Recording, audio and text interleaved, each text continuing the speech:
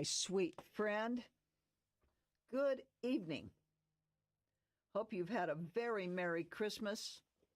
I'm Pawnee, bringing you Mama's Fireside Chronicles. It's New Year's Eve, and I think it's going to be a beautiful new year. I thank you for joining me tonight. And I thank you so much for joining me tonight. And before I forget, please like, share, and subscribe. It really helps us a lot, and I really appreciate it. It encourages me. So tonight, our story is called Joy Unspeakable. So the first reference we're going to go to is in 1 Peter 1:8. Here it is. Whom, having not seen, you love, but in whom, though you see him not, yet believing, you rejoice with joy unspeakable and full of glory, though he has not been seen with the natural eye, but whom we shall one day see, when you rejoice with unspeakable joy. It's the intended state of the mind for the believer. So that's the plan. You're supposed to have unspeakable joy. Now, despite trials and afflictions, it can be attained now, today, in this life, through our relationship with Jesus. When the Apostle Paul speaks about the trials we shall endure, he's not always talking about the natural disasters or God's punishment. He speaks about the response of an unbelieving world to the people of faith. Beloved, all believers face some trials.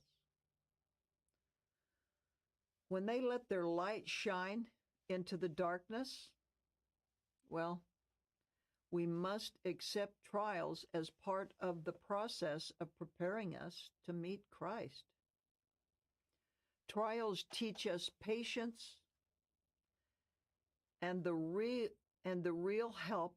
And they really help us grow and mature spiritually.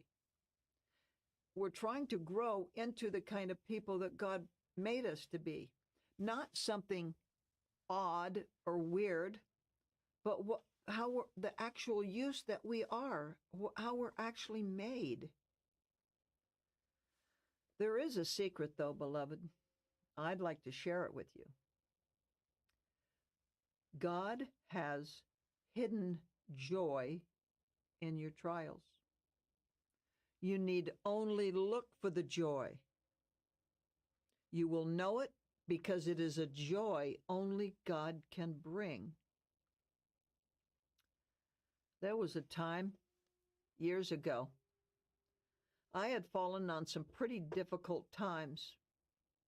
I had 2 jobs and neither seemed to be sufficient to sustain me and my teen daughter. One of the jobs I had was resetting and replacing the jewelry on the display stand in a drugstore. The store was located quite far up in the mountains, actually. And replacing all the jewelry was no task at all. But getting to the location, oh my word. The store was about 50 miles up in the mountains where we had frozen, icy roads and snow. Well, I reached into my pocket and I found one $5 bill. I had to buy gas to make the trip. My rig was on empty. Could I make it, or should I ask a friend to drive me? Well, the Holy Spirit impressed on me to go for it. An exercise in faith, I thought. I put $4 in the gas tank and took off. I got there without a hitch. And as it happened, just across the street from the drugstore was a McDonald's restaurant. I thought, oh, how wonderful to have a warm hamburger right about then. After I finished my task at the drugstore, I moseyed across the street. To my delight, the cost of one regular burger was only 99 cents. I shuffled through my console to find another nickel for sales tax, and then proudly and happily made my order. I went to the car, found a cup, cleaned it up in the restroom, and filled it full of water. Well, I waited and waited and waited some more, thinking how delightful the fresh fried potatoes smelled. I was being very patient indeed. Eventually, it struck me something must be wrong. I went to the front and asked about my order. They were so busy with other stuff, they had never made my order at all. They told me it would be just a few more minutes and the order would be done for sure. When they called my name, I ran up like a starving little kid to get my long-awaited hamburger. The young fellow asked me if I would accept an extra order of fries for having to wait so long. Well, I must say, I was so humbled by God's grace at that moment, I could barely speak. I nodded, took the fries, and then when I got to my car, I cried and cried for the love of this amazing and wonderful God. God took the time to show me He is not the God of almost enough. He is the God of more than enough. Even in the dark places of our life, He shows loving kindness and pours out His joy unspeakable. I'm going to share a short poem with you, friend. The thing is, we want unspeakable joy, and we love. Let me share this poem. This poem is called Magic Ride. So what I want you to know is that God is there even when it's dark. And when you think it's least likely for Him to show up, He shows up in a big way and brings joy unspeakable. This poem is called Magic Ride. Father, can you tell me? Because I really want to know what we think and how we feel just before we go. Are there lovely angels flying here and there? Do we know we're on our way, or do we even care?